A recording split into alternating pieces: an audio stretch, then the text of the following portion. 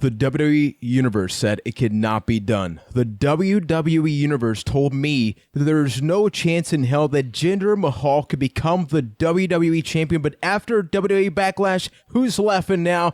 I am proud to say that I predicted that Jinder Mahal, Main Event Mahal, will become our respected, our decorated WWE Champion, dethroning the Viper for the billions and billions of fans across India. This man is going to take WWE into international levels unlike anything we have ever seen before. So get ready, folks, because the ride for Jinder Mahal, for Main Event Mahal, for the main event player that went from being the Great Khali's cousin to the member of 3MB to the one of the matches in NXT to declare the first ever NXT champion, is now the leading man for Smackdown Live. So we're going to talk about that right now on Byte That.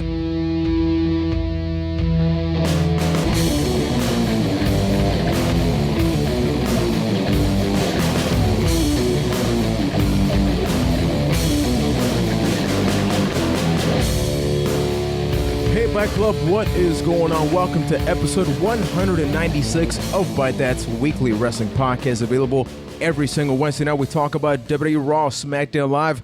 We got a whole lot of wrestling to talk about this week, including the fallout to WWE Backlash.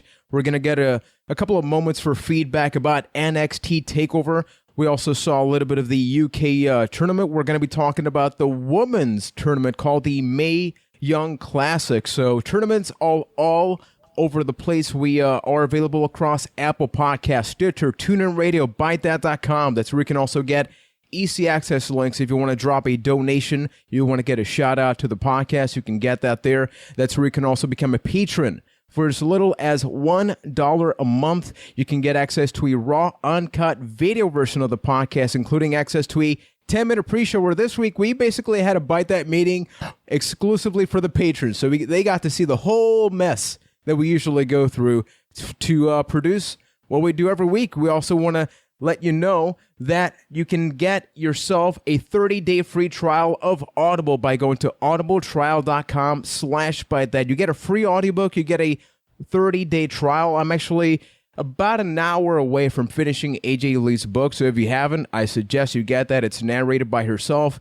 Audible helps kick back a little something to us to help cover production costs. And Ryan, because I've talked a lot, I want you, my friend, you to give that shout out to the lovely gold patrons that help us make this show every week. It comes true because of them. I'm feeling golden, Juan, so I think it's appropriate that I thank our gold patrons. These thanks. I love gold. Gold! And we love our gold patrons, including Barney Johnson, Oliver Batista, and Derek Wilson. Thank you guys for your support. That was Ryan McNulty from Boston, Massachusetts. The other guy that loves those golden showers is Keith Poshak from Winnipeg, Manitoba, Canada. You talked about gold, he talked about showers. I blended that. There is seriously nothing wrong about that. What I do in my free time is none of y'all's business. It's all about respecting people in a world where there's some real stuff happening in the world, okay? So I kind of got to have like these 30 seconds, for with the things that have happened in Manchester. That is just abysmal to see that that's happening, And I just want to reiterate how important it is that at the end of the day, we try to make people laugh. We try to make people have a good time here. We talk about WWE. People can complain about Roman Reigns. The key word is try. Yeah, we try. We try. A lot of times we fail. But when it delivers, you guys are the first to let us know. And when it doesn't deliver, you guys still are the also, first to let us know. So we hope that despite all the things that are happening across the world, we're able to at least provide a little bit over an hour of entertainment for you. That's why whenever we ask for questions, whenever we want to get your feedback, it truly means a lot to us. So reach out to us on social media, Twitter, ByteThatCast. You can send us emails, bytethatcast@gmail.com. I talked about Jinder Mahal, but without, going to the Raw polls and the SmackDown polls, because almost nobody thought this was going to happen. Like, even Ryan in his review, I could feel through your voice the surrealness of the fact that he beat Randy. It seemed like impossible, but it came true. Keith, because people can check out my review of NXT TakeOver with OKFabe on YouTube. They can check out Ryan's quick review on the YouTube channel as well. How did you feel, man? how did you feel when that 1, 2, 3 happened?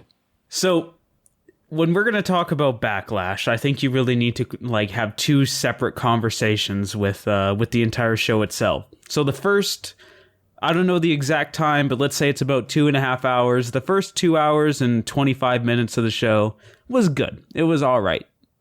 And then that last 5 minutes are some of the best thing I've ever seen in professional wrestling. It made me so happy. Oh my God, Jinder Mahal is WWE champion, and I am ecstatic about it. I love it so much. It made my mind just like basically explode with possibility. And that's when I'm at my happiest when it comes to wrestling. I mean, you could have the whole conversation of, oh, it's a weak champion, blah, blah, blah, blah. But I think the way that match concluded, the match was all right, but the way that it concluded, I thought was perfect, because it's all right to have a champion that needs a little bit of help every now and then, especially if he's a bad guy champion. And I think they did a very good job of that with Jinder. And I'm actually looking forward to seeing what happens with Jinder Mahal's title reign. I don't think it'll be long. I don't think it'll be long at all, but I think it'll be eventful. And I'm looking forward to it. I'm happy with the outcome of Backlash. It's the modern day Maharaja. Maharaja. Maharaja. It's exciting, Maharaja. I love it. I love it. Just the fact that I can say Jinder Mahal is WWE champion is completely insane. And it really tells you anything. Like, a lot of times you hear anything is possible in the WWE. And you believe it, but you sort of don't believe it. In the back of your mind, you know there's certain things there that are just never going to happen. And hearing like Jinder Mahal becoming WWE champion is one of those things you thought never going to happen. Well, this really shows you anything truly can happen. Sure, being of Indian descent and India being a huge market for WWE might have some influence there. Might have a lot of influence there, but Jinder had to do, his half too, to be someone who is worthy of holding that championship. And I thought they did a hell of a job to fast track Jinder Mahal to WWE champion. I mean, it's crazy how far he's come. And his match with Randy, I thought was good. I thought it was, we've seen Bray Wyatt and Randy feud, and really this match was better than any match recently that he's had with Bray Wyatt. Like, this is one of the best Randy matches in a while. And sure, having the title on the line with this just crazy possibility that Jinder could win did add some kind of extra levels of excitement, but the match itself was good. I thought the Singh brothers did their part, and I can't believe one of them is still alive after that. One of them did their part more than the other. Yeah. Holy crap. Randy's face after he flipped the Singh brother onto the table was the funniest thing ever. I'm so glad that guy's okay, because for a guy holy that complains crap, about that flips looked and nasty. dives, Randy sure likes to make a guy flip and dive. But like Jinder, he came out on SmackDown, and you know what? The whole celebration and everything, like, he looks like a champion. Like, he had the look and everything, and he's getting better at promos. Like, it's really all coming together, and I can't believe how much I'm buying into it.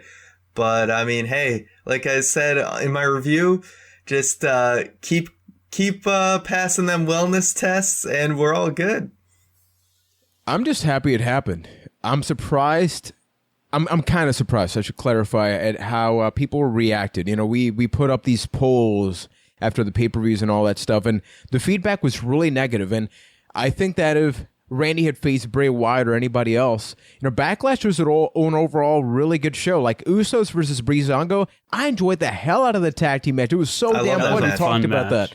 And it epitomized what happens when you have a super serious tag team take on a funny tag team, but they're able to mesh everything so well that it felt natural. It didn't feel like sports entertainment. It just felt like I was there to have a really good time. But Jinder, between the match and the celebration that happened on SmackDown Live, he looked like a champion. Somebody's really got to clear his throat. So either like a nice like honey tea. Yeah, he threw out his voice like 2 weeks ago and hasn't recovered. So hopefully that happens soon.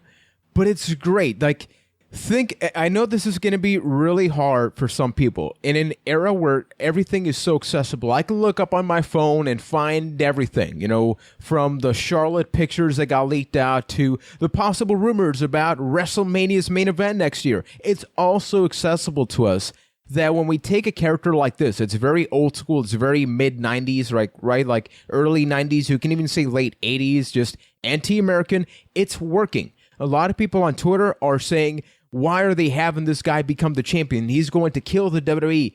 Breaking news. And once again, this is hard to take in. That's kind of the point. In an era where it's impossible for a heel to get booed, here's the only heel that WWE is saying, you're going to boo him. Think about when Kevin Owens was a heel, when Chris Jericho was a heel. Even The Miz, when he was so damn good at being a bad guy, started to get cheered. So only solution is this. Yeah, I was reading an article by the Masked Man, who used to be on Cheap Heat. He's over on The Ringer now. And there was one fantastic line from his article about Jinder Mahal, and he was writing this actually before Backlash, was that in this era, like you said, it's so impossible to be a true heel that the only way to actually be a heel nowadays is to be someone who the audience deems doesn't deserve it. And Jinder Mahal is that guy you just fast track to the title. They're like, whoa, this guy was just a jobber. Now he's champion. Like, I'm going to boo this guy. And I was telling you earlier when we were just talking on GroupMe or whatever, that Bret Hart, this is very similar to when Bret Hart was a sort of a heel champion, but a babyface in Canada. So this could be a thing where it seems like Jinder Mahal is playing very nice with Indian culture and everything, but is playing the heel everywhere else, so that you are influencing that Indian market to get people to be all behind Jinder Mahal there. So it's a very kind of similar scenario. And a little fun fact on side of that, my country's parliament totally congratulated Jinder Mahal earlier this week. It made me so happy. But yeah, it really is the best way to have a bad guy champion, because even with things like even with Seth Rollins, where really that is the closest example of the last couple of years of what kind of champion Jinder Mahal is probably going to be, where he always got help from the Authority to win at the end of the day, and you still kind of cheered Seth Rollins because of who he was, so he wasn't really like a 100% heel. Jinder Mahal doesn't have that, and he's still using the same tactic. He really has all of the tools to be the ultimate bad guy that no really other person has, because Rusev is probably the only other superstar on the SmackDown roster, at least in their current position, that could play this role, this anti-American role. But people like Rusev now. It's already It's like too late for that. Like, Rusev is tainted. Rusev is more like a Kevin Owens than he is a Jinder Mahal. Jinder Mahal is really the only person that can fit this role. It's basically that. It's a matter of having this type of stereotypical role. It works. When you think about most of that live crowd, most of the people that attend the WWE shows, they can't name half the roster. I've gone to easily over 15 shows at this point, from house shows to pay-per-views to WrestleManias with you guys. I've gone to a lot of shows, and half the time, I've gone to shows in Madison Square Garden. And most of the people there don't know who's in the ring. Madison Square Garden. Yeah, I've gone to the Garden, man. And you know how people talk about, well, only the most passionate fans go there. When they're non-televised events, most of them know house shows John are Cena. A lot of casual people. Yeah, they know John Cena. They know like the top guy is Randy, and they know that the bad guy is the anti-American guy. Like in the Madison Square Garden aspect, if it's not like this live event, or if it's just a live event, like it's just an arena. It's not some crazy holy ground. Like if you're in New York, you'll probably go to it. Yeah, I mean, let's put it this way, right? Jinder Mahal, with this gimmick, he's easily hateable in any arena except for India, where he's going to be adored. If you listen to his interview with Jericho, I mean, they talk about Khali as like a god over there. So Jinder is more than capable, and if they book him strong, then India's going to love this guy, and they may do a show over there and just pack an arena, and that would be an insane sight to see.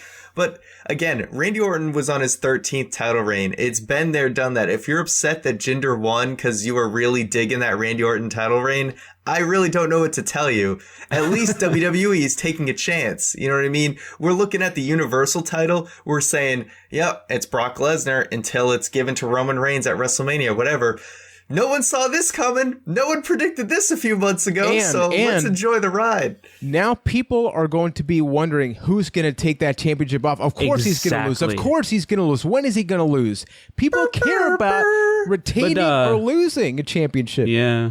That's definitely a possibility. But not only that, but it sets a precedent going forward. Like, I know, Ryan, you were a big advocate of this, saying that, like, oh, they would never make somebody champion because WWE always protects the WWE championship. Yeah, this caught me off guard. And this kind of throws that completely out the window, where if Jinder Mahal can do it, anybody on the SmackDown roster can be built to be a champion. This is them taking a chance. They're going out on a limb for this guy, and I give him a lot of credit.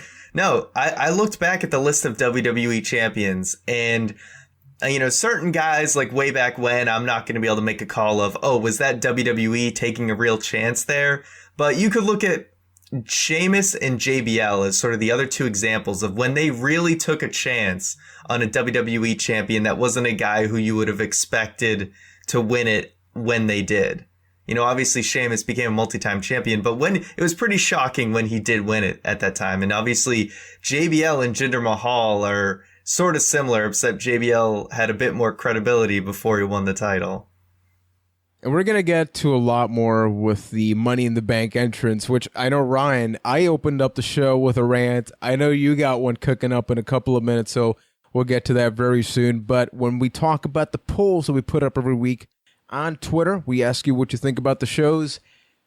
This week is weird, I want to say. I guess I say, because when you look at Raw was a very, very normal show. It was a super normal show, but you got to see most of the people that are going to be involved in the Extreme Rules match. It was a passable Raw, but 45% of people gave Raw a 1 out of 4. I think this is the worst rating Raw has ever had in one of our polls. Now, before we get to that, when you look at the SmackDown polls, 3 out of 4 still wins, but 64%. So the overwhelming majority thought that SmackDown was a really good show. I agree.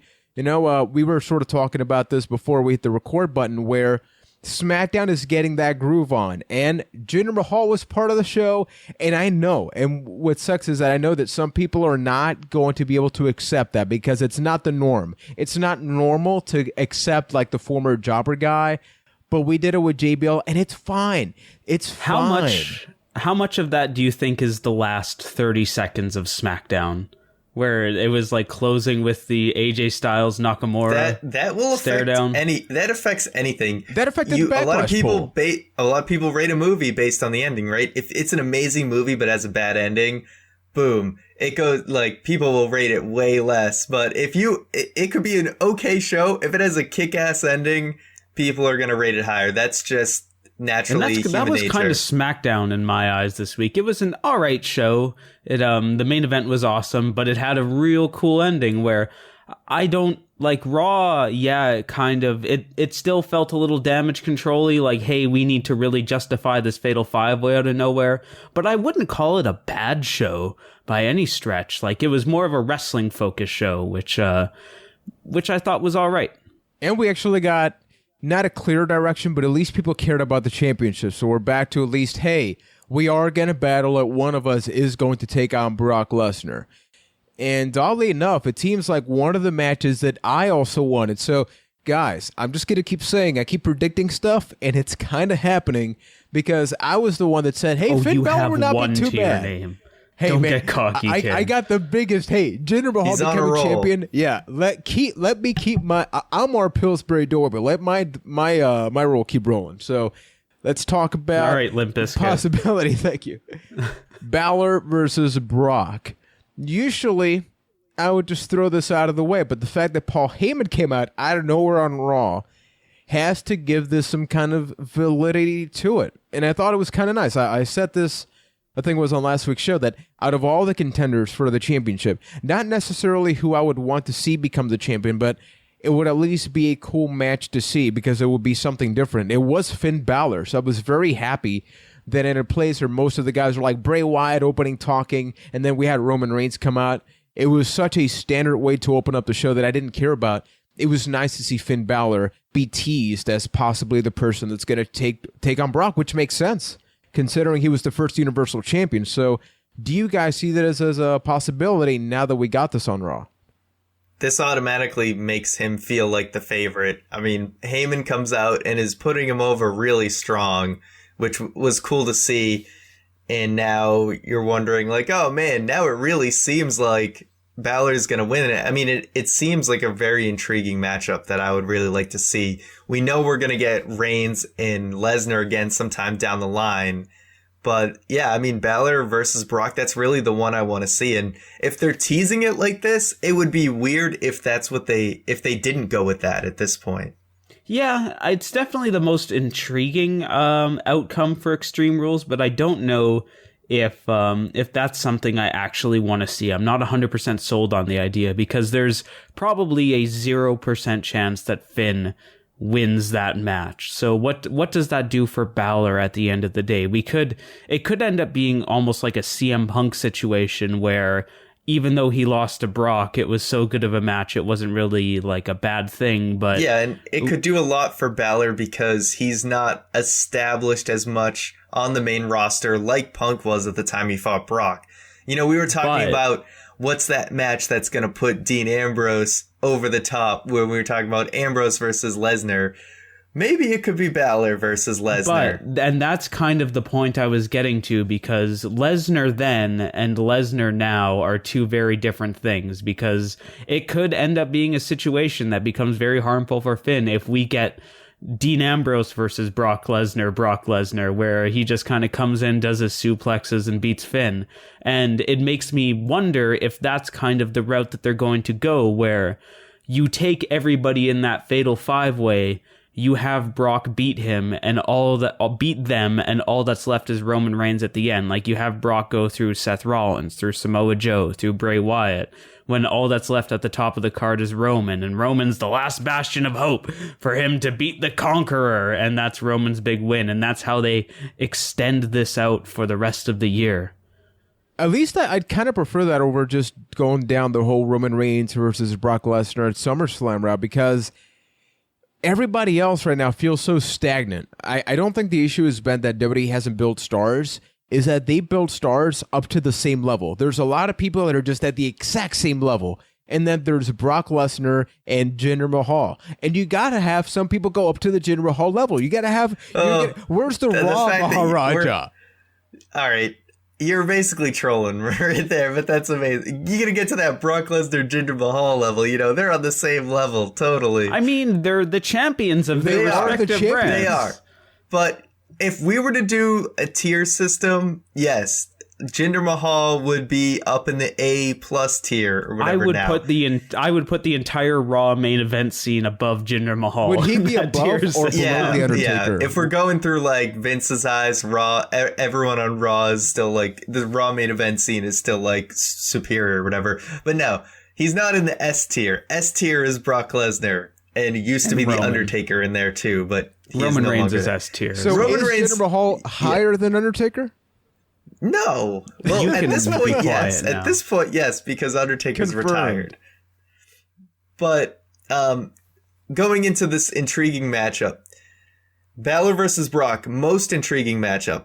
But like we said last week, I would still rather see Roman versus Brock just so we can get it over with. Yep, I'm still with you. But if we're going purely for match enjoyment, definitely Finn Balor. So I hope that's the case for Extreme Rule, for Great Balls of Fire, rather. If there's a lot more going on for Raw as a whole, I would definitely just say Roman Reigns. And the reason that, notice I completely skipped Great Balls of Fire and I said SummerSlam, because I think that if you're going to say it right. Great Balls. Seriously, July can't come soon enough. We're going to be saying it all the time. Oh, just wait till that prediction show. But I do think that if Reigns versus Lesnar happens, it's still not going to be at the Great Balls of Fire. Balls! There, I said it. It's going to be at SummerSlam or just pull it up all the way up to WrestleMania. I kind of wish it happened at Survivor Series because it's like a nothing show, but ultimately that's not going to happen. And what I really want to talk about now that does seem kind of interesting is who beat up Enzo? Who? Guys, Enzo was dead there almost for a second. I got worried. Is there really like any question to this, or like am I the off one here? Because to me it seems super obvious that they're doing something with Apollo Crews here, or maybe that's just me. No, come on, it can't be Apollo because people need to care about really who beat Enzo up. It's gotta be the cast, man. Oh, you think it's gonna? No. Yeah, that's the other big thing. Is it could be Cass himself? The cast, man. No, there's no way. It was me all along. It's Rikishi. Rikishi with the car. I did it for the 7 feet tall because I cannot teach that. So if it's okay, hypothetically, say it's not Apollo Crews, Rikishi, or Big Cass. The fact that they didn't immediately address this on the same episode means it can't be somebody that expected. Because otherwise, what usually happens is that later on in the show, it has to be a twist. Yeah, there's got to be a twist. Because otherwise, they usually clarified it, halfway throughout the show, and then Big Cass would attack that guy. It's almost like the twist would be that there's a good guy that's kind of teaming with a bad guy right now that you still think is good, you still think has the moral code, but all of a sudden, no, he doesn't have a moral code, and he becomes a bad guy. It's almost, that seems like a bit of a twist, and probably exactly the twist they're going with. Because it's really like Apollo Crews is sort of, he's buying into Titus O'Neil, but he's still trying to act like he's a good guy. But the fact that they went to him first, kind of speculating about it, makes me think that why would it be the first person they go to? If this was a Law and Order, he could totally be the guy because Law and Order, script writing. But because it's wrestling, usually if the first guy is not it, the first guy is not it. They don't go that much deeper into a story. So I really don't know who it could be. But what matters here is where is this leading up to? Is this just a random storyline in a place where right now Enzo Amore, we've talked about Big Cass and Enzo Amore, about how kind of they're just sort of there. Not really much is happening. So it's nice that they're adding a more realistic element. I could even see Enzo just sort of drop the whole, intro for like a week or two. Just to really, you got your ass kicked backstage, man. So be serious for a week or two. Show a different side of your character. Don't just do the same thing each week. That would at least... To be fair, though, keep me motivated. Enzo Amore gets beat pretty much every week, and nothing changes like that. Like when you'll have to refresh my memory, but when like Rusev beat him damn near to death in a hotel room, did he drop that act at all? Enzo is Enzo. He's gonna talk. Yeah, he's gonna talk. But maybe I think they should draw this out for like a year, like they did with the Austin Carr thing. And even though Enzo's like completely okay, there's still like, like dusting for fingerprints and stuff, like, and just doing this forever. It's too bad this isn't on SmackDown, so we could add the Fashion Files investigating this. No, what happens is Hideo Itami gets called up, so now they're both looking for the people that beat them up, because Hideo Itami never found out who kicked his ass, and then they both just speculate that it's Kevin Owens. They never addressed that. No, because everybody Kevin Owens got called up. Yeah, so it's totally like, I got beat up and injured. I guess I'll never find out. Because Sami Zayn was supposed to get called up, then he got hurt, and then Kevin Owens got called up instead. So they probably had Kevin Owens slotted for that spot. It makes sense. So what happens? Here's the story. We have Hideo Itami and Enzo Amore just try the best that they can to get drafted to SmackDown. It should just be Hideo Itami who beat him up. Oh my God! So he's acting forward. out. Yeah, he's acting out. And then he's Haley Joel Osment. Enzo hires JBL and Ron Simmons for the APA, and then Hideo hires the Fashion Police to investigate why Enzo hired JBL and Ron Simmons.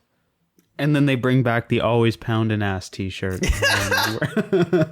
And speaking of JBL gets hit with the dress. So, gang, in just a couple of weeks, we're going to be unleashing episode 200 of the show. We've been pounding out 200 episodes of this podcast over 3 Always years. pounding. We're nearing 4 years of Byte That. I still remember when we jokingly talked about us working on the show. 4 years, guys. Time goes by really quickly. And as a way to celebrate this milestone, we announced that last week that we have a Byte That 200th episode giveaway where all of you can earn a chance to win a $25 Amazon gift card. All you got to do is leave a review for the podcast on either Apple Podcasts or Stitcher. We apologize. Last week we said you could also do that on Google Play, except the part where we found out you can't actually review podcasts on Google Play. So we look like idiots or sounded like idiots. So Stitcher or Apple Podcast, just give us any kind of way to confirm that that was you that entered. You know, all of those that have entered so far, we know that. So once again, just drop a genuine, honest review. You can talk about Keith if you want. The winner will be chosen on June 20th, and then the winner will be announced on episode 200. So that is Wednesday, June 21st. So you have until just the day before that to enter. $25 Amazon. Think about all that stuff that you could get. You can't buy the APA for $25, but you can buy possibly an APA shirt for $25. Or at least the JBL action figure. And be that one lucky winner. One winner. Drifter. He finally had a match on Raw, and we were about to go to SmackDown, but we got to at least comment on the fact that this finally did happen. He took on the Lunatic Fridge. He has a fridge, Dean Ambrose. Wow, that was bad. Wow. You're just on a level today. I need to smile this week. Elias Sampson finally had a match on Raw. It was an ingenious way to have this happen where The Miz interfered on Dean's behalf, causing Elias Sampson to get disqualified, which means that he won, and then he was super happy about that. So that way, I was very worried that in his first match on Raw, he was just going to lose to Dean Ambrose. I was very happy that didn't happen. What'd you guys think? Because I was surprised at just how vocal the people were, because he's a pretty good guitar player. He's all right. Yeah, I actually wanted to hear more of his song because I feel like there's so much potential with this gimmick if he almost did like the Thugonomics gimmick, but as a guitar guy instead, where his songs were about the opponent he's going to face, which he was starting to do with Dean Ambrose. But yeah, the crowd was really booing the crap out of him during his song, and I thought he was pretty impressive in his match against Ambrose. So I thought it was overall a really strong debut for him. Yeah, definitely a good debut for the Drifter, and I'm looking forward to see what they do with it. Like Ryan mentioned, I would be into the whole almost Thugonomics like gimmick where he comes out, he says a little song, gets the crowd going, and then wins or loses depending on basically what they want to do with him at that time. But before we move to SmackDown, I just wanted to touch a little bit on the Miz and Ambrose feud, where I didn't realize this until probably midway through Raw, but I'd like to give the WWE some props for just how great it is, the fact that in Extreme Rules, they are having the Miz in a match that involves where a disqualification can end a match on the Extreme pay-per-view. I love that so much, and it's the littlest thing, but it's the greatest. Like, it's such a good character like work for the Miz. Match, yeah, it's ironic and it's perfect for the Miz, and it's beautiful. So I tip my hat. No, it's cool to just kind of have that sort of complete opposite match, which will also help break up the so every match doesn't feel the same. You have something where the rules are more strict while the rules are looser in sort of the other matches. By the way, there is definitely a dream match for the Drifter at WrestleMania. You get Han from Fast and the Furious versus the Drifter. So you have the Drifter versus the Tokyo Drifter. And then you get the Drift King in there. What the hell? You need the Drift King. You need guys DK, and then fun of my Lunatic Fridge, but then Drifter versus Tokyo Drift. That's fine. That's fine, Keith. I could talk about Fast and the Furious Tokyo Drift all day. I just watched it for the first time a couple weeks ago. Yeah. What did you? It's basically like the Karate Kid, but with vehicles, and I don't remember that one much. Well, I liked it because it was about race. It was a Fast and the Furious movie I hadn't seen that was about racing again. So that was nice. And I feel like in the context of seeing all the other 2 and 3 then. Yeah.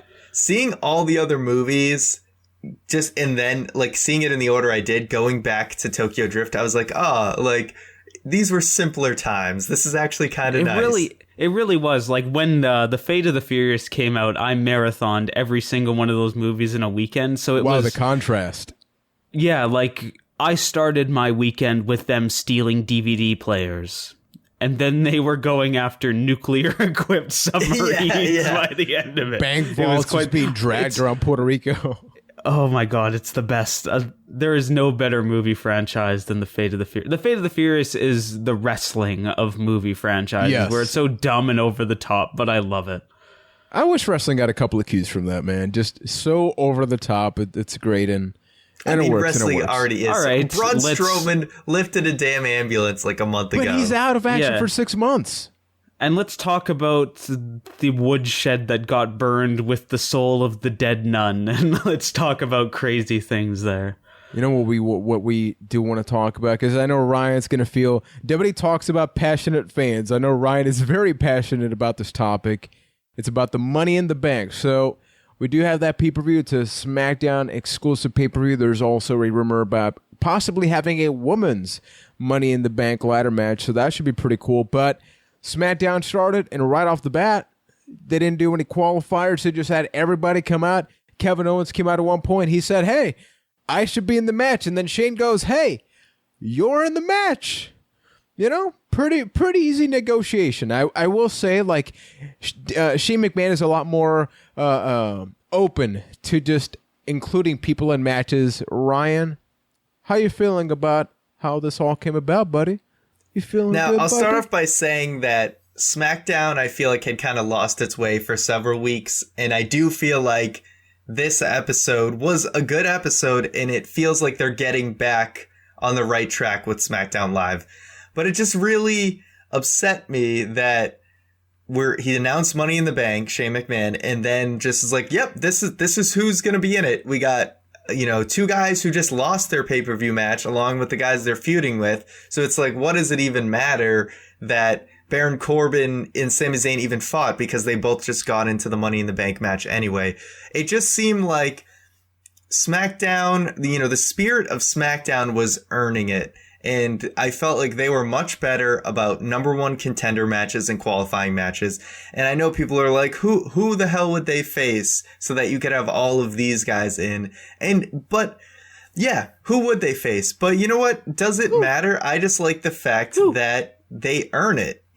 There's still a few people on the show that they could have fought that you would have been like, maybe this guy could be Luke Harper is a guy who could have fought someone like Sami Zayn, and you could have thought, hey, that could have gone either way, something like that. There's enough people that you could have made it work. Yeah, but a lot of the times in those qualifying matches, they're so one-sided that I looked at it from the other angle. Like, that just the fact that they earned it in some way. And Jinder Mahal is the champion. So if anything, they could take advantage of that, where if Jinder could become champion, anybody could become number 1 contender. Throw, like, I was going to say Kurt Hawkins. I forgot he's on Raw now. Mojo Rawley. You got Luke Harper. You got Eric Rowan. I know these guys aren't like the cream of the crop that I'm talking about here. But if you're putting like Mojo Rawley versus Shinsuke Nakamura, it's why even bother having that match besides killing time? Okay, so just to recap, here are the people in the match. So it's AJ Styles, Sami Zayn, Dolph Ziggler, who lost, Baron Corbin, who lost, Kevin Owens, and Nakamura. Ryan, you talked a little bit about Nakamura in your review, which people can once again check out on SoundCloud and YouTube. I want to give my quick comments about Nakamura in the past 2 weeks, and I definitely want to get that from you, Keith. For context, because I don't want to sound like a hypocrite, I've been critical of Nakamura ever since he became NXT champion. You can go back to my NXT reviews talking about all that, where I said he's good. My favorite match with Nakamura was the one that he had with Sami Zayn, which is his debut match. Like, that was my one. Yeah, nothing's topped that match. Yeah, still. Yeah, and I still think it's the only Nakamura match I've enjoyed. I'm just not a fan of strong style wrestling. I'm not. So it's not the thing that I look for. If other people love that, that's super okay. Like, that is not a problem. Whether it's not you're okay. right or wrong. Stop liking it, Ryan. Stop now. I'm sorry. Don't yell at me, man. I'm gonna start crying now. So, Keith, while I go off into the corner and cry with Hershey, how do you feel about Nakamura? You steal Stone Cold's dog? No, just that's Hershey bar. That's a weird thing. It's a Hershey bar. I hope it's cookies and cream, because that's the best one. Oh, it's so good. I'm almost the opposite of you when it comes to Nakamura. Like, I really like his in-ring style, and I enjoy most of his matches. I do agree that his best one was his debut, but that's a really high bar. Like, not every match is going to hit that, and I think that's okay. But I've been...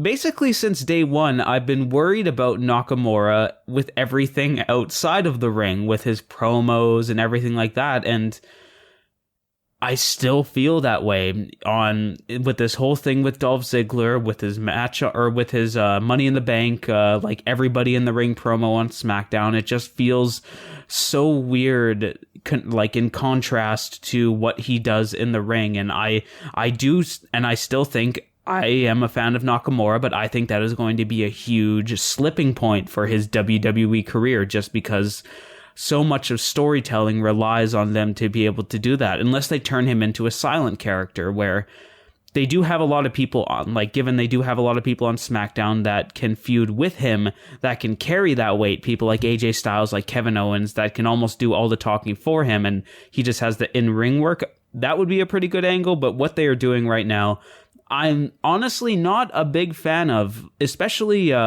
like to go with his match with Dolph Ziggler. It was all right. It was nothing mind-blowing. It was all right.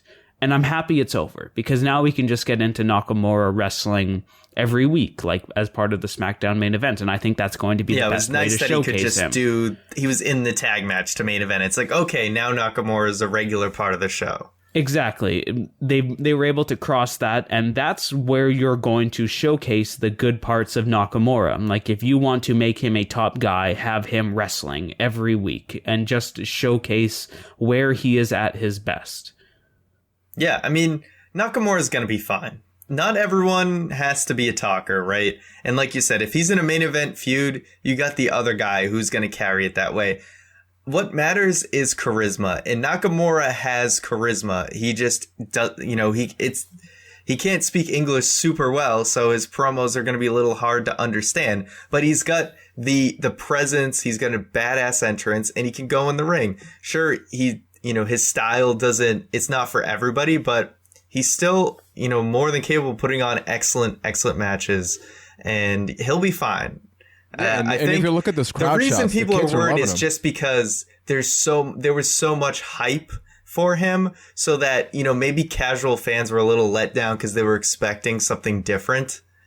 But and that might have been their mistake, is just kind of going in with so much hype as opposed to just kind of just having him debut, like they did with Ty Dillinger or whatever.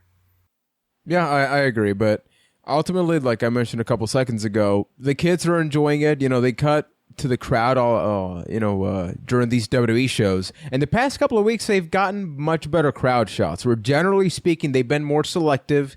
And you can see the kids, a couple of them were doing the Nakamura dance, which was hilarious.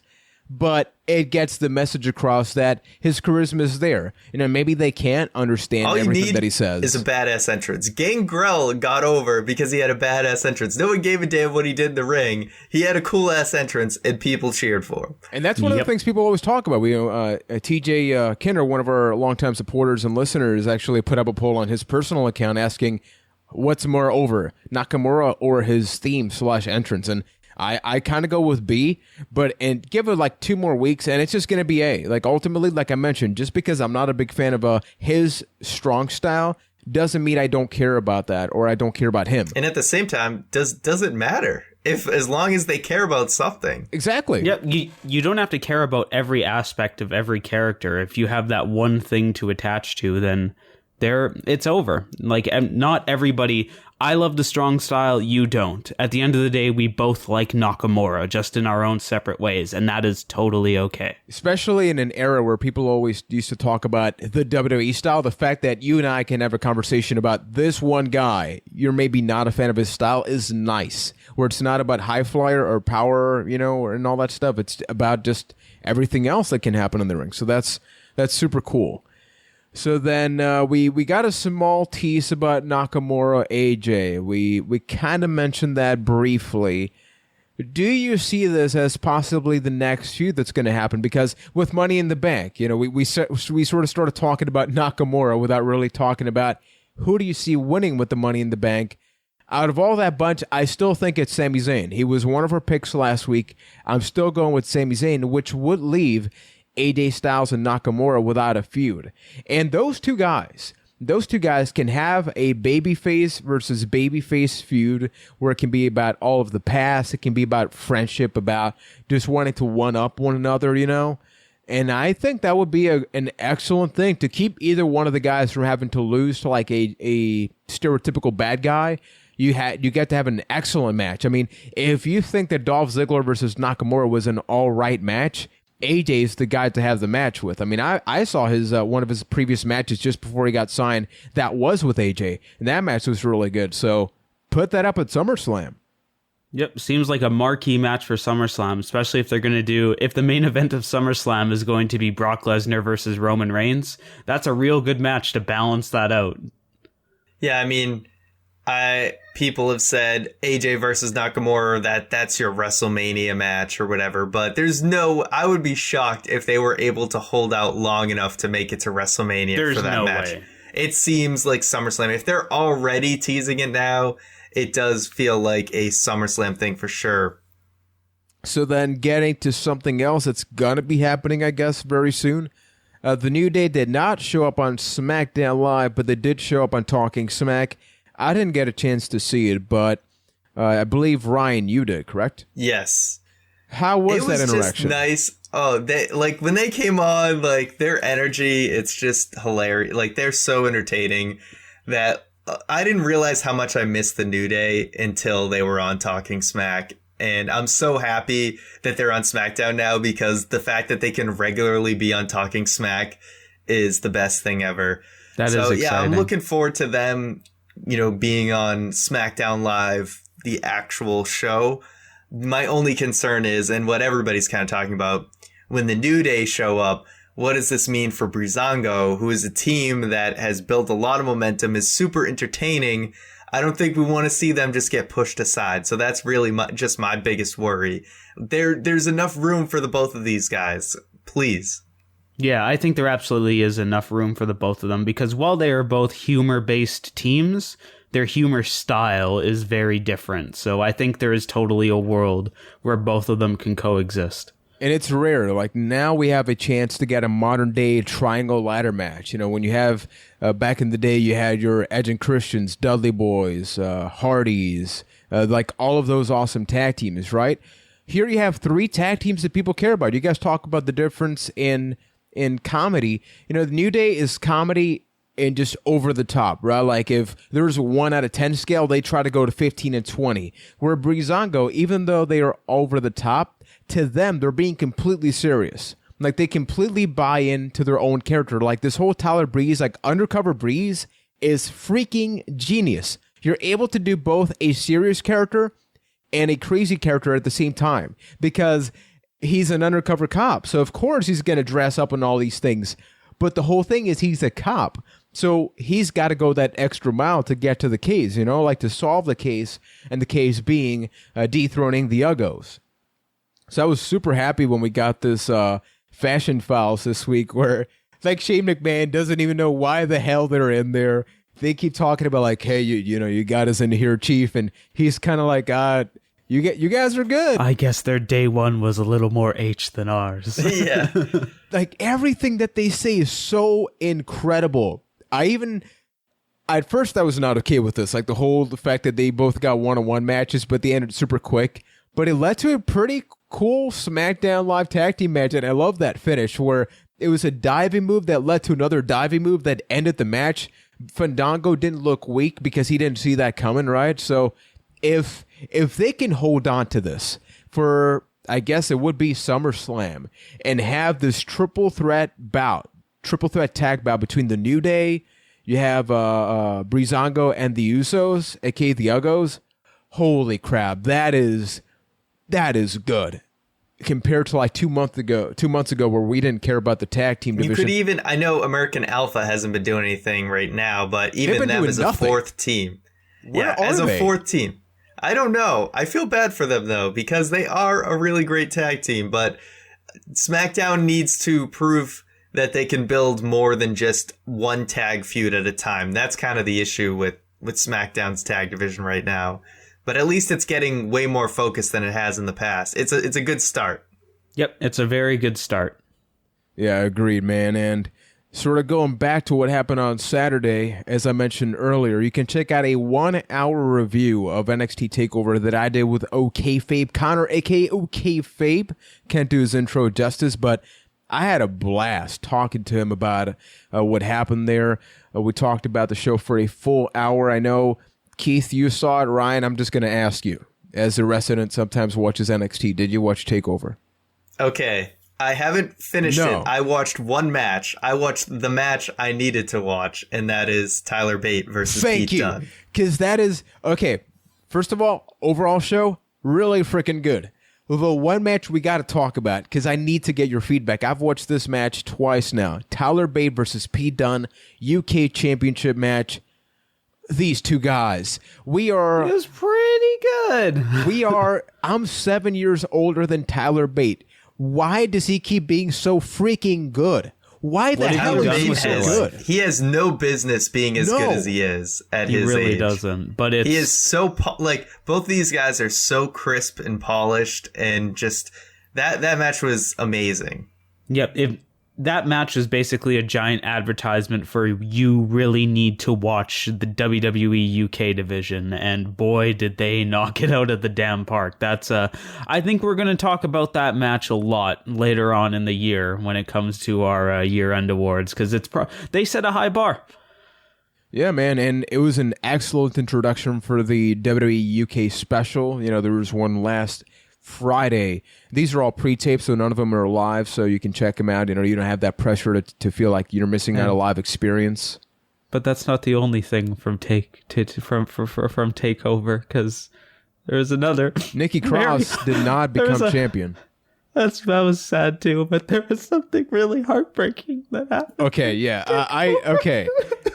The thing is, I don't know how to bring this WWE up. app already spoiled everything for me, so... Yeah, I wasn't sure how to bring this up, but holy crap, that ending. And Ryan, I'm just going to give you the context, because we're talking about Johnny Gargano and Tommaso Ciampa.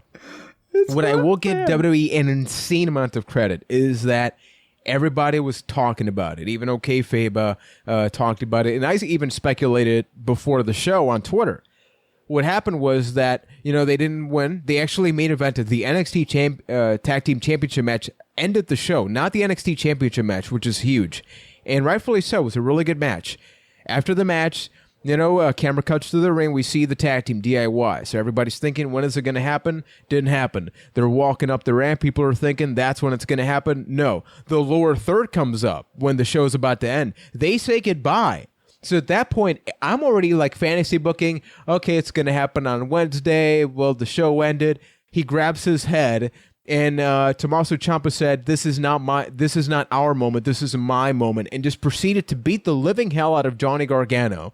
And living hell. I mean, the hell, like your best friend. Like he beat him to the way where it's like, okay, we want you guys to feel emotion. I yelled out no. I felt like Darth Vader, man. I yelled out no as much as I could, because it's a tag team they're not even just a babyface tag team. You just really care about them. They're so damn good at just being likable. But then Tommaso Ciampa, man, you flip that switch, and I was taken back to when he had that match against Samoa Joe at a random NXT show. When he wants to look crazy, like the psycho killer that he is. The psycho killer can be the psycho killer. Oh, yeah, man. That was so damn good. To add another layer to what you're saying, like I kind of saw it from another angle where the way they framed everything and the way that they were leaving the NXT arena at the end of the show, to me it looked like the generic, oh, they're getting called up now. This is their last little hurrah in NXT. And they framed that perfectly where up until that swerve, it looked like, okay, that's them saying farewell. The crowd was into it and everything. And then just boom, they flipped that script miserably and just heartbreak. They led to heartbreak. And hey, you know what? I'm all in on Tommaso Ciampa versus Johnny Gargano. The last time they had a match, it was incredible. So if they can turn that into a feud, I can't wait to see what happens. But overall, TakeOver, really good show. Everybody that's listening, if you want to know why you should check out NXT, I have some homework for you. So write this down. Not on your phone. It's too convenient. Actually pull out a piece of paper and a pencil, not a pen. I want to make you work harder for this. I think Ryan's actually looking. Ryan's actually looking. Please tell me you're actually looking for a piece of paper. Kinda. Okay, I'll just go ahead and say yes. Let's pretend. Yes. No, but like, who owns a pencil anymore? I mean, I do. Be an adult. Use a pen. Hey, some people, if you're doing a math problem, you want a pencil. You might have to erase something. You need a pen. You commit to what you're putting down on paper. Because you put those two things. No, that's really old, right? I felt like WWE there. No, but check out the Cruiserweight Classic, Tommaso Ciampa versus Johnny Gargano, and then watch the closing of TakeOver. Watch those two things, and you put them together, and you get something beautiful. You know what else is beautiful? Your questions. Because every week we ask you guys to send us questions. We ask you to ask us. ByteThatCast@gmail.com is where you can send those questions. On Twitter, ByteThatCast. Use the hashtag AskBT. You know, sometimes I put them out on Instagram. We got a couple of the questions this week from Instagram, so shout out to those that follow us there as well. Byte that. All three of us have a lot of fun keeping that Instagram account active, especially Keith, right? Absolutely. It is a team effort to really keep the lights on Instagram. I don't even know our login information for Instagram. But our first question this week comes in from Snippin' Sexton. Sniping. It's sniping. He ain't snipping anything. He ain't snipping anything. Wait, is it snipping or sniping? It's snipping. It's snipping? SNIPPIN. What are you snipping, sir? Stay away from me. Like snip in? Yeah, snip, Not snip, much Sexton. to snip. All right. But they ask, what's up, guys? I have a two-part question this week.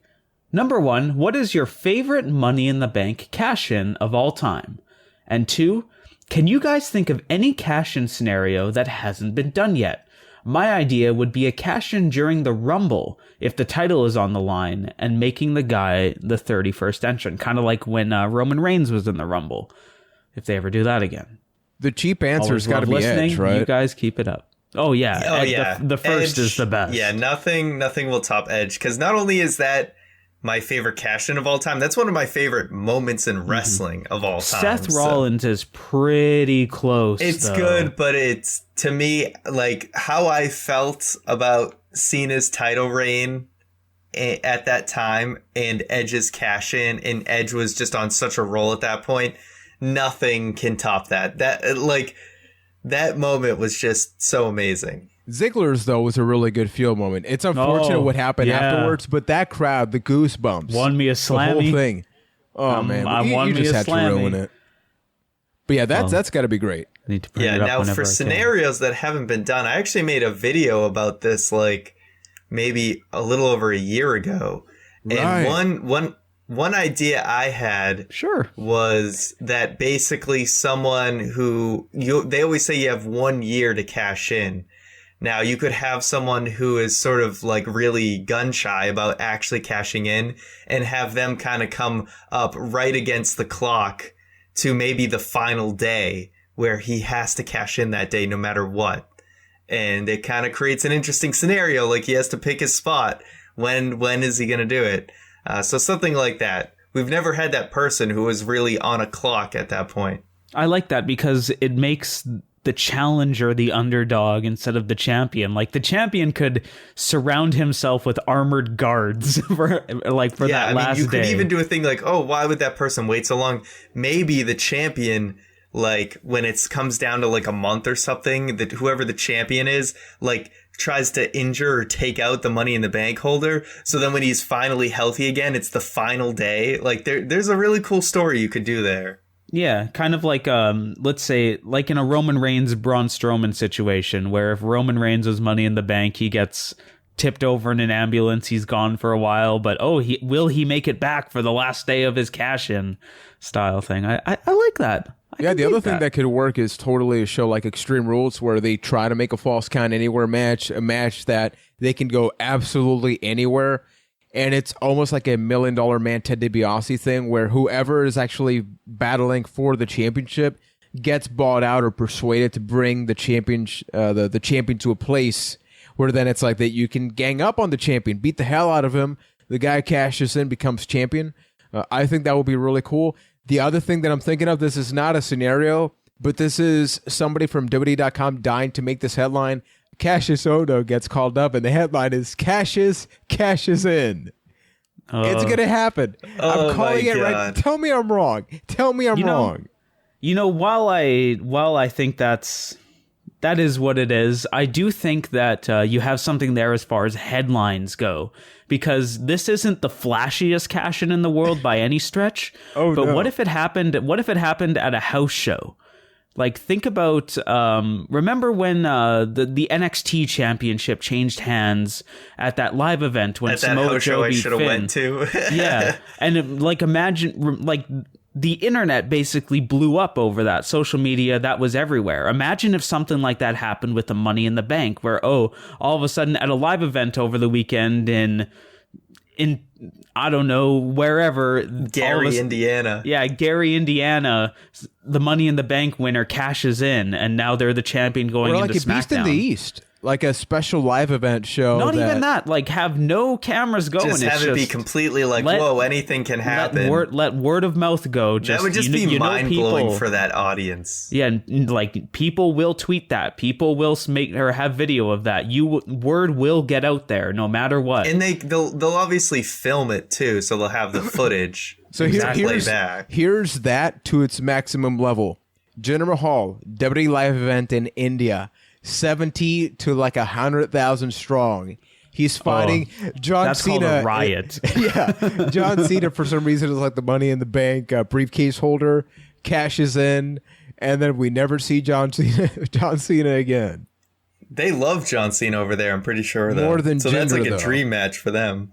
Yeah, more than Jinder though. I don't think so. Well, right now, the MAHARAJA. I don't know enough about India, but I would assume. You mean you're not our India correspondent? Because Jinder just kind of got on the map for them. But exactly. I'm not going to make any assumptions. We're going to have to go to India and actually do some research. Make that a Patron goal. All right. We'll work on that. So thank you for the question. Our next one comes in from Irish T, who asks, all three of you guys have a scenario where you are in charge and given the opportunity to create WCW One Night Stand. If the pay-per-view does good, it comes back into existence and you get a nice paycheck. That sounds pretty sweet. So my questions are, what WWE or former WCW superstars would you put on the show?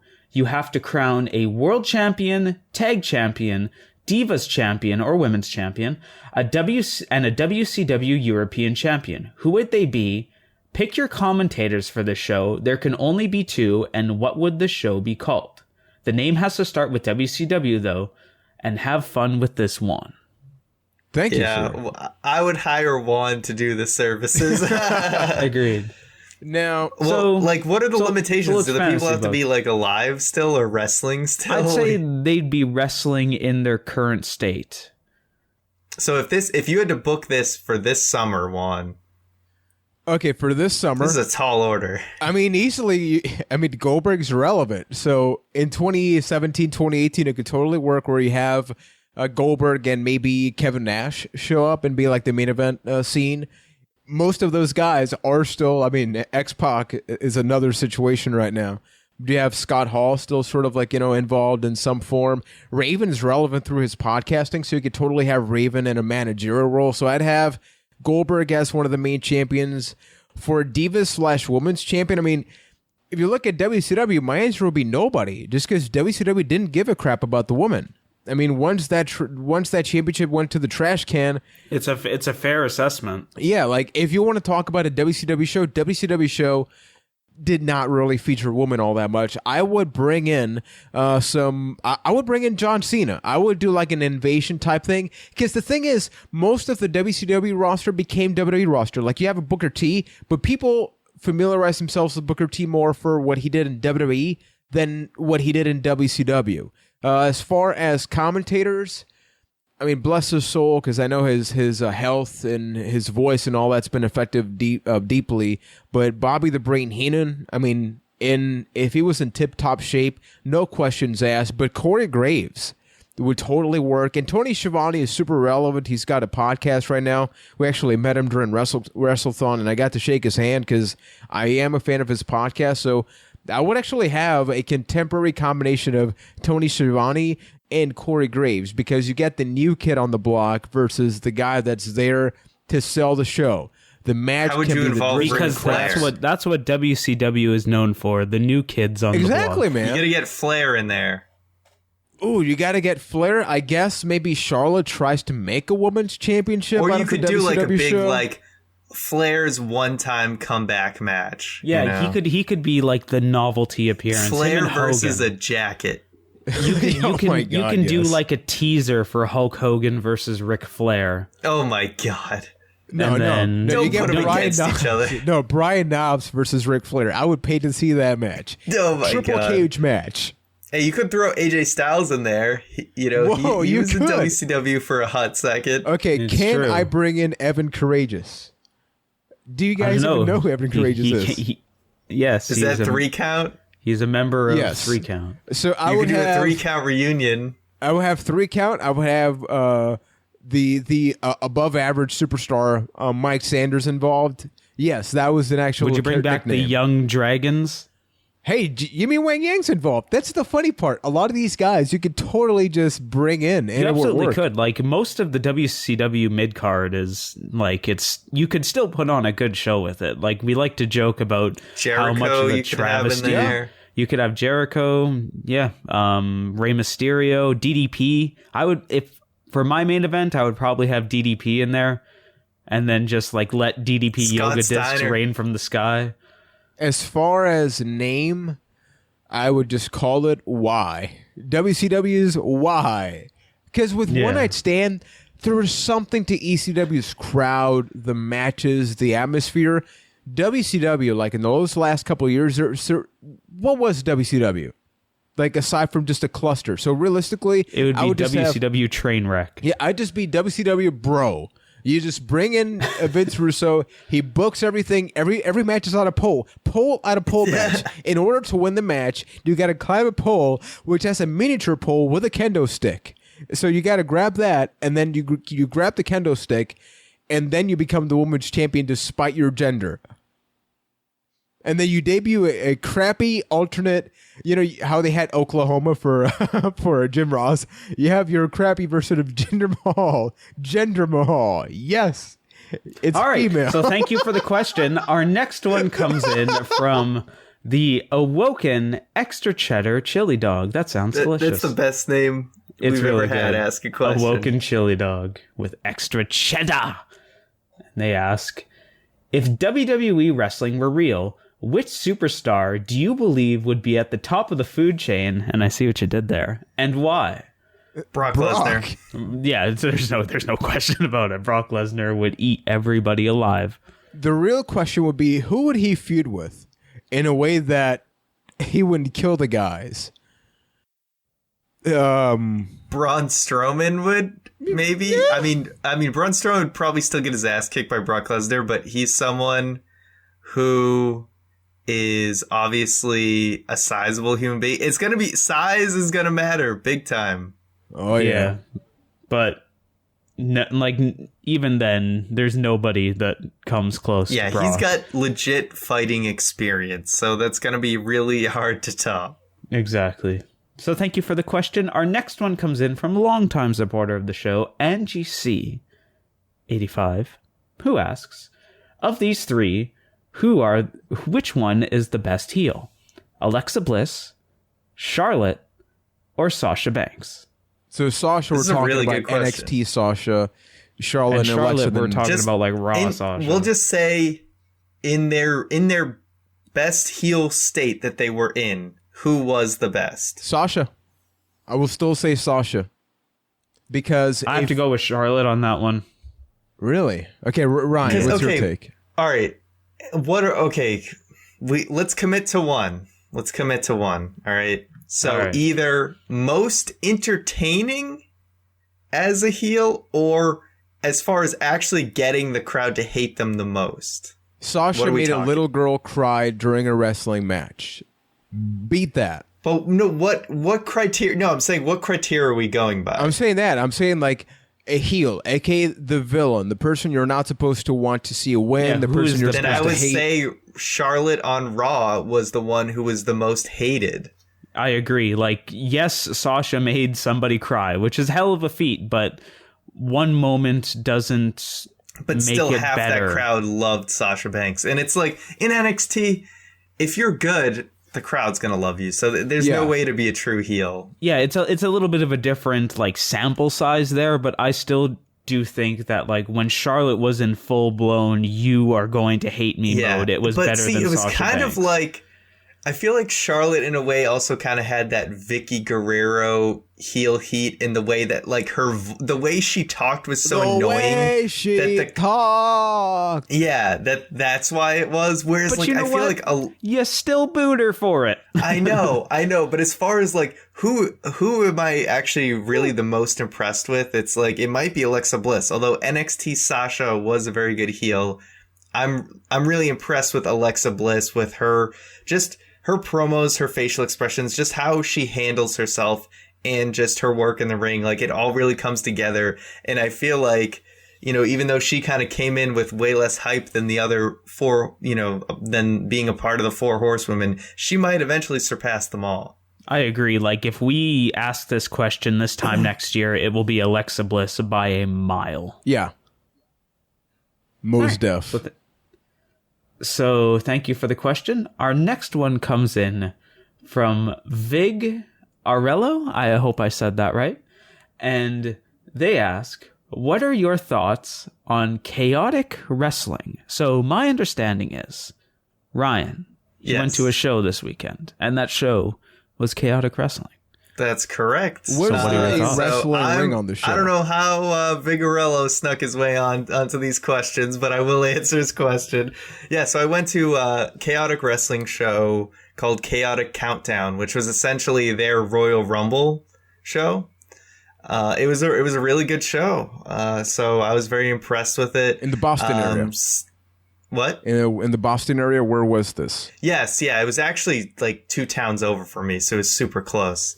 But yeah, there was some really impressive people on this show. There's a guy, Donovan Dijak, who has done some stuff in Ring of Honor. And I think I've read some stuff that WWE is actually looking at him.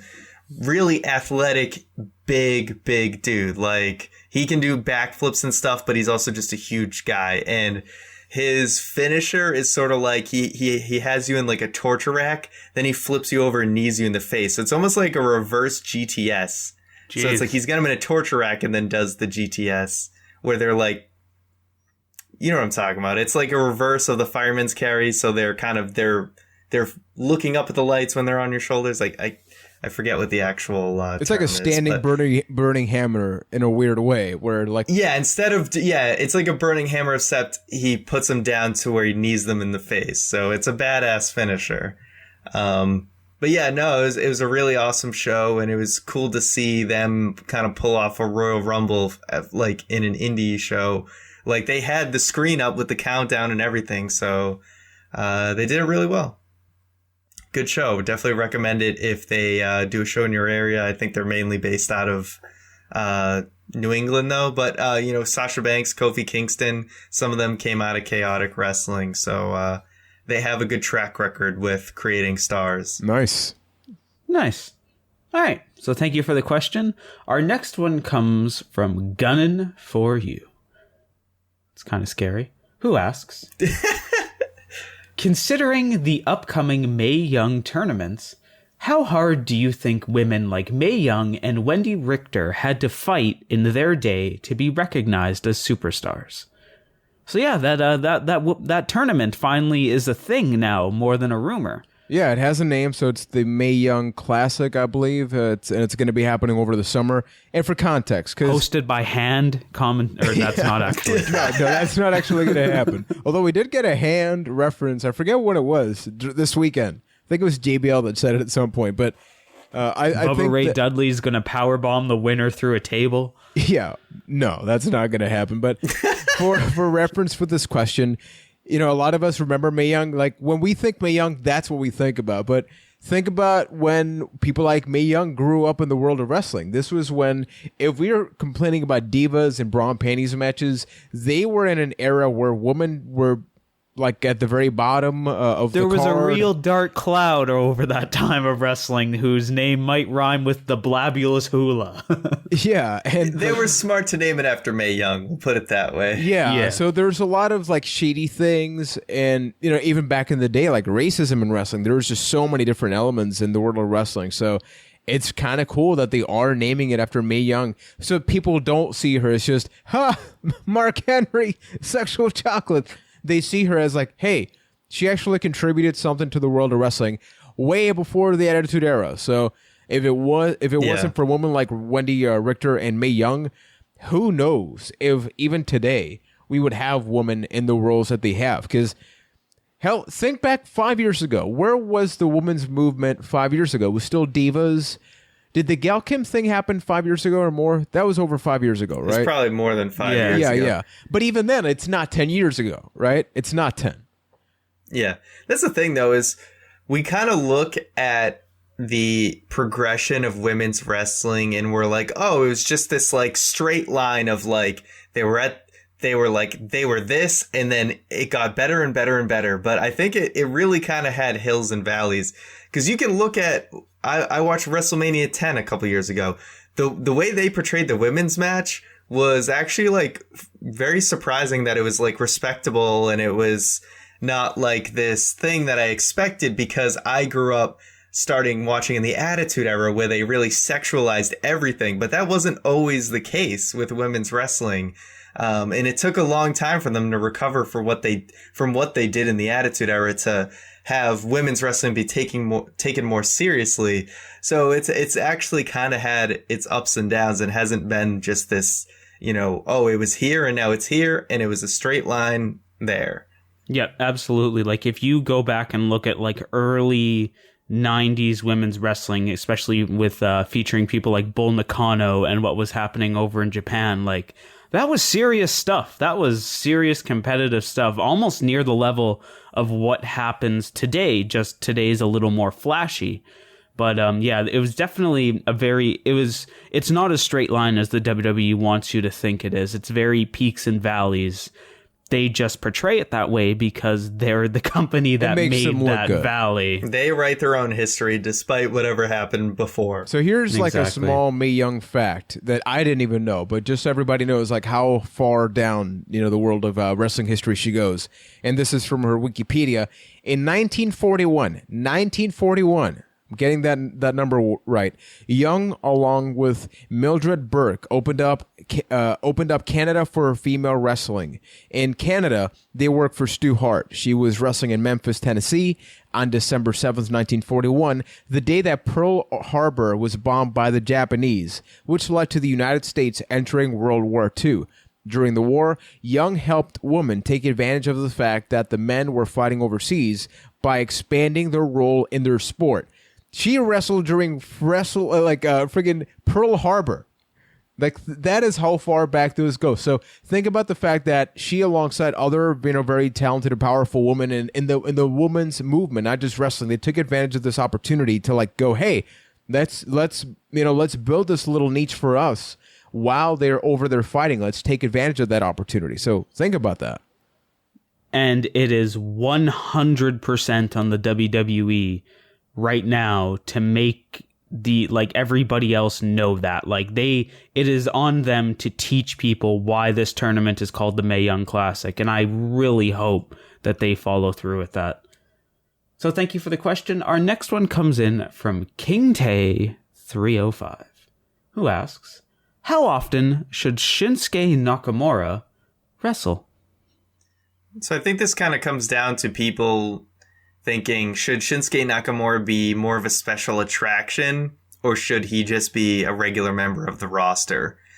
And I really think SmackDown, it would be nice to just, they need all the help they can get with just having a number of people that can be wrestling and mixing it up with different matches. So I'd be completely okay with Nakamura not being a special attraction and just being, like AJ Styles or Kevin Owens, anyone else who just, sometimes they have matches, sometimes they don't. Yep, I'm 100% with you there, where Shinsuke Nakamura is a special attraction, but they shouldn't like build him like that. He should just be a regular part of the SmackDown roster. Like I mentioned earlier, the best part of Shinsuke are when he is in the ring doing his thing. If they make that few and far between, you are really not getting the most out of Nakamura with that. So have him main eventing SmackDown every week. Everybody's happy that way. I've always said that I like the NXT system where everybody can sort of take a week-long break, not just in wrestling, but you get a chance to breathe, to want that character a little bit more. So when you said at the top of the show, Keith, that you can't wait, that now he can just wrestle every week on SmackDown, I cried a little bit because I just don't like that. I don't like the fact that every week people are just there. It feels like a circus, like the circus is in town, which is what happens for the live crowd, right? Guess what? Wrestling's kind of the traveling circus. Yeah, though. no, and for the live audience, I totally get that. If I pay my ticket, if I pay with my hard-earned money, I want to see the whole deal. But for TV, it's kind of nice when, like, Kurt Angle's here not for a week. Hey, Dana Bryan took a vacation. Hey, this wrestler's not here. It actually gets you to want them, want to see them. Because, like, even this week, when all the people got announced for Money in the Bank, when on Raw, everybody came out for the Extreme Rules stuff, I'm just like, man, I see you guys all the time. I don't feel anything special. That's a fair point, but you need to get there first. Like, you can't just tell people Nakamura is a special attraction. I you agree. need him to be on the weekly show. No, I know what you're saying, Keith, where it's like, Nakamura is not the promo guy. So to build him up, just have him in matches. Don't be trying to do a bunch of promos every week to his pay-per-view match, because we saw how that went for Backlash. Just let him do matches and let the physicality do the talking for his feuds. Exactly. So thank you for the question. Our final question of this show comes from Blissed Banks, who asks, what program should John Cena enter when he returns to the Law and Order WWE? SVU. Oh, WWE. Chung Chung. Oh, man, I would love to see John Cena there, but taking a look at the Money in the Bank, people, let's say, hypothetically, AJ and Nakamura get into a program. Corbin? Because the only real other guy would care about is Owens, but they already did that. So I don't know where John Cena would fit in when he comes back. The modern day Maharaja. Yes. Maharaja. But now, then he's going to lose. Yeah, but, it's going to happen one day. Maharaja. This is probably going to be the unpopular thing, but I would love to see John Cena versus Nakamura. They could have... That's going to happen at some point. Today's John Cena could have a hell of a match with Shinsuke. And, Shinsuke might not win... or he might win. It'd be a hell of a journey. If considering what AJ Styles and John Cena could do last year, I'm sure Nakamura and Cena can match that, if not go above that. So I think that is something that we will see, and I can't wait for it. It's tradition for Cena to feud with the new NXT call-up, the big guy. Although he didn't have that feud with Finn Balor yet, but you had John Cena and Kevin Owens. Then you had John Cena and AJ Styles. I guess AJ Styles isn't an NXT call-up, so I don't know what I'm talking about. But people coming in recently. Yeah, the big name coming into the company. It's like the new coronation as you feud with John Cena. So you gotta feel like the Nakamura Cena thing. It's happening eventually. And that's gonna be a good match. Mark my words. I like to see that. Absolutely. I'm not sure where that would fit right now, but I'd be okay with that. All right. That's all the questions. Yes. All right.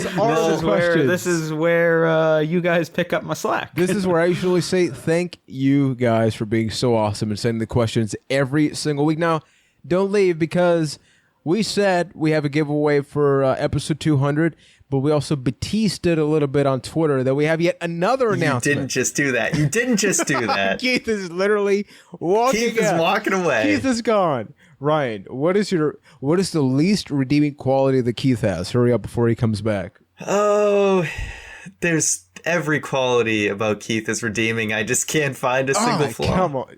It's true, though, really. I think, his social media prowess is just unmatched. It's so good, those Instagram posts. Man, when he replies to people on Twitter and YouTube, yeah, so good. You guys just slide into those DMs for Keith, all right? But yeah, we do have another announcement, not for episode 200, but around episode 200. So what is that, Ryan? What is the announcement? So yes, June 17th. That is a day. At 1 p.m. Eastern Time, Saturday. Byte That will return to Twitch TV for a stream. What are we going to be streaming? We're going to be streaming the GM mode of SmackDown vs. Raw 2007. So this is a mode where we book matches. So it's going to be the 2007 roster, because they stopped putting GM mode in the newer games. Otherwise, we'd probably do that one. But obviously, this is simpler than those big wrestling simulation things, so it'll be a little more streamlined, and we can have a little bit more fun with it. So yeah, join us June 17th, 1 p.m. Eastern at twitch.tv/Byte That. You can go over there now, hit the follow button. That way you get notified once the stream's up. And join us, because we're definitely going to interact with the chat, and you guys can definitely influence the booking decisions we do. Byte That has a chance to book wrestling shows in a safe environment where we can't get fired.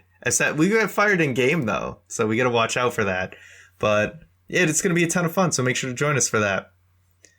Getting into some of the other stuff on the BT weekly update, of course, as Juan mentioned earlier, audibletrial.com/Byte That. You can get a free trial and audiobook, and it also shows a little love, some support for what we do. Juan, he's almost done with AJ Lee's book. I'm going to have to start listening to it. I think that's going to be my choice for my book to listen to. I got a long commute, so I got plenty of time to listen to one. Byte That merchandise, you can head over to whatamaneuver.net. We got a new t-shirt up there, the BT Ring logo t-shirt. I got to get myself one of them. I got to get one. Yeah, we got to get some of those. So if you want to go the extra mile, Keith, this is where you say something. Yeah. You can get head over to patreon.com/Byte That. For as little as $1, you can get some awesome things. I have a lot of t-shirts. Some awesome things, including a raw and uncut video version of the podcast, which includes a 10-minute pre-show, some really cool stuff. $5 patrons, our gold patrons, also get early access to videos. This week for early access, they got the newest Debate That, which goes up for everyone else this weekend, where we talk about Austin versus John Cena. Who made a greater impact for WWE as a whole? Very controversial topic. It's Austin of the Stone Cold variety. Yes, Stone Cold Steve Austin, not Austin John Aries. Cena. Yes, not Austin Aries. I forgot. Or that Austin, there Texas. Could be some confusion. Or Austin Creed. You never know. Or Apollo Creed.